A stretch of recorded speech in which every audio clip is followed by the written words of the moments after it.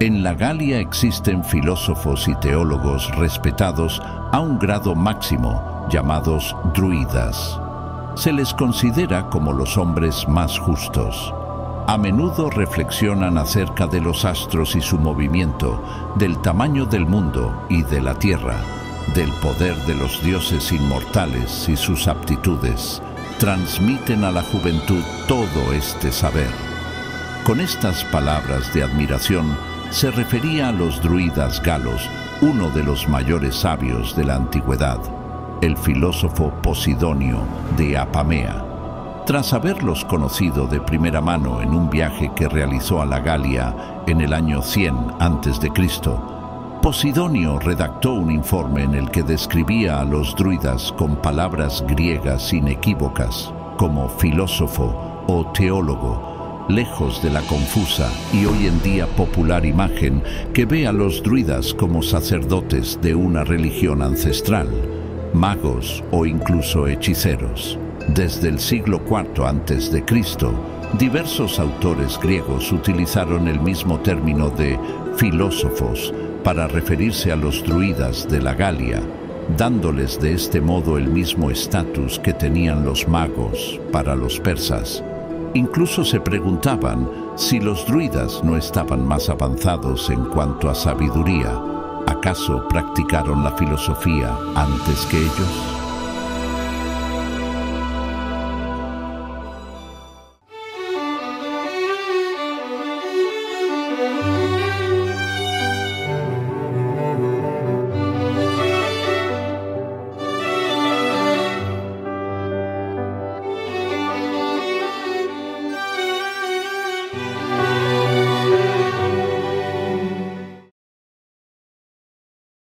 En esa época el término druida ya se conocía en las orillas orientales del Mediterráneo.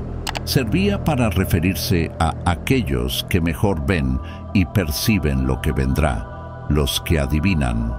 En Grecia se comparaba a los druidas con los pitagóricos, los discípulos del gran filósofo y matemático Pitágoras. Ambos grupos conformaban, en cierto modo, sectas cerradas, elitistas, que cultivaban el secretismo y prohibían poner por escrito sus enseñanzas, transmitidas oralmente. Al igual que los pitagóricos, los druidas creían en la existencia de un alma inmortal, llamada a reencarnarse perpetuamente. Compartían la predilección por el estudio del universo y los números. Las dos escuelas profesaban una filosofía cuyo objetivo era lograr que las relaciones entre los hombres fueran más armoniosas, dado que presagiaba su intervención en asuntos políticos.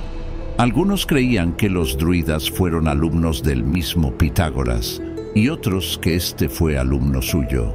Lo más probable es que ni Pitágoras ni los druidas hayan tenido jamás contacto, aunque es posible que los colonos foceos establecidos en Marsella hubieran servido de intermediarios entre ambas escuelas.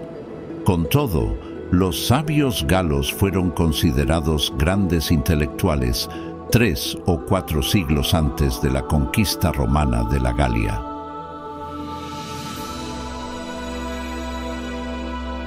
¿Cómo pudieron aparecer los druidas de forma tan precoz en ese mundo galo que nos parece tan oscuro y arcaico? La comparación con las demás civilizaciones de las orillas del Mediterráneo nos aporta una explicación. Aquí y allá hubo entonces hombres que se dedicaron al estudio astronómico, probablemente con una finalidad adivinatoria. Lo mismo hicieron los druidas, que muy pronto pudieron crear un calendario basado en el doble recorrido del Sol y de la Luna. Tal realización fue el resultado de una constante observación de los astros durante siglos, una práctica que los familiarizó primero con el cálculo, luego con la geometría y por último con las ciencias en general. Todos estos conocimientos hicieron que, en un mundo dominado por unas élites aristocráticas ocupadas en hacer la guerra, se considerara a los druidas como grandes sabios que debían ser respetados y escuchados. Fue así como, a partir del siglo V a.C., los druidas alcanzaron una posición preeminente en los asentamientos galos. Así lo atestiguaba el filósofo Dion Crisóstomo. Los druidas dominan el arte adivinatorio, así como todas las ciencias. Los reyes no pueden tomar decisiones sin su consentimiento. También cabe decir que ellos son los que mandan y que los reyes son sus ministros, los servidores de su sabiduría. Estos se sientan sobre tronos de oro, viven en hermosas casas y gozan de suntuosos banquetes. Entre el siglo V y II a.C., el paisaje de la Galia se transformó por completo. Carreteras y vías fluviales la atravesaron en todas direcciones y la agricultura y la ganadería se desarrollaron de forma espectacular, así como la artesanía sobre madera y la metalurgia. En este desarrollo tuvo mucho que ver la influencia griega a través de los comerciantes y colonos que llegaron a las costas de la Galia, hasta tal punto que los galos llegaron a ser conocidos por sus vecinos como filohelenos. Fue una edad de oro en la historia de la Galia, una época mítica en la que los sabios druidas gobernaban la comunidad, si no políticamente, sí espiritualmente.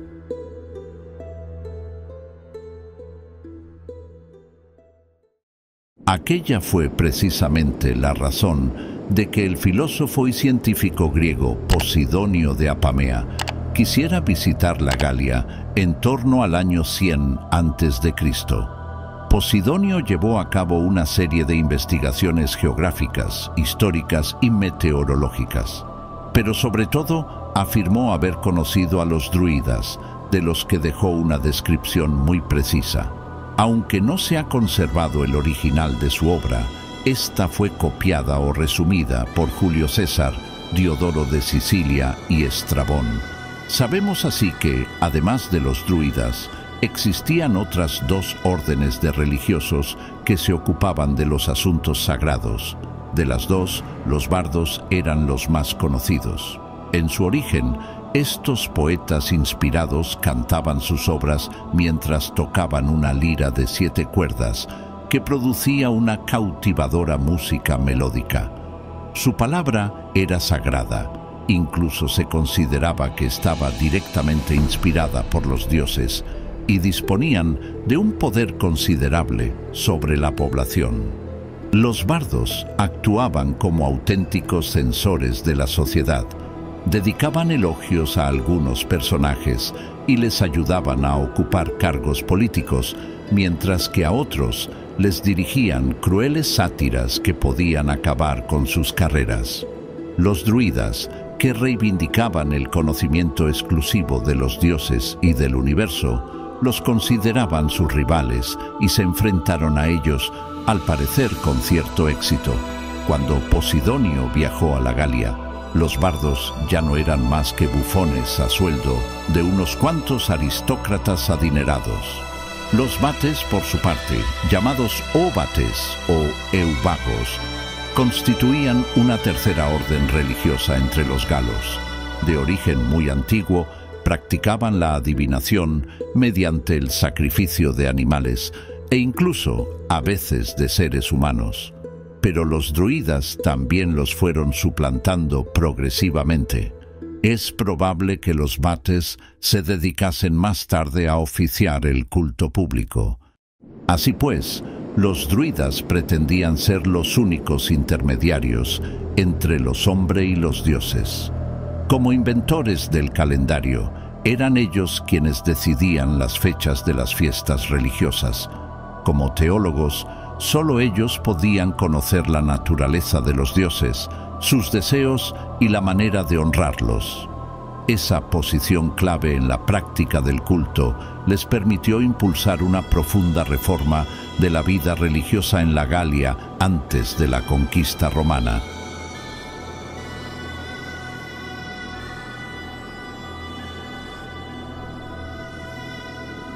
Con los druidas, la religión ya no se limitó a la esfera privada, sino que adquirió una función social y política.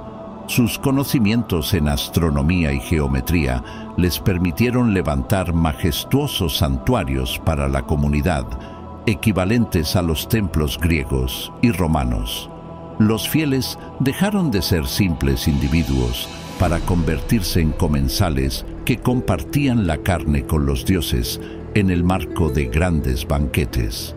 Muy apreciados por los guerreros, estos festines revestían una forma tanto religiosa como política. Así, se invitaba a los guerreros a ofrecer a los dioses la mayor parte del botín de guerra y, a cambio, los druidas los declaraban ciudadanos de pleno derecho. Los druidas convencieron a los galos de que abandonaran los sacrificios humanos. En el caso de los criminales, eran ejecutados después de procesos en los que los druidas actuaban como jueces. En cuanto a las ofrendas a los dioses, adoptaban dos formas: el sacrificio de animales domésticos, buey, cerdo, cordero, y la ofrenda de armas y objetos preciosos. También cambió la imagen de los dioses, la concepción del universo y el destino del hombre. El extraño panteón de los galos que nos transmite Julio César en su Guerra de las Galias, en un pasaje copiado sin duda de Posidonio, es el de los druidas tal como éstos lo expusieron al viajero griego. La divinidad que más adoran es Mercurio. Luego vienen Apolo, Marte, Júpiter y Minerva, de los cuales tienen una concepción semejante a la de las otras naciones.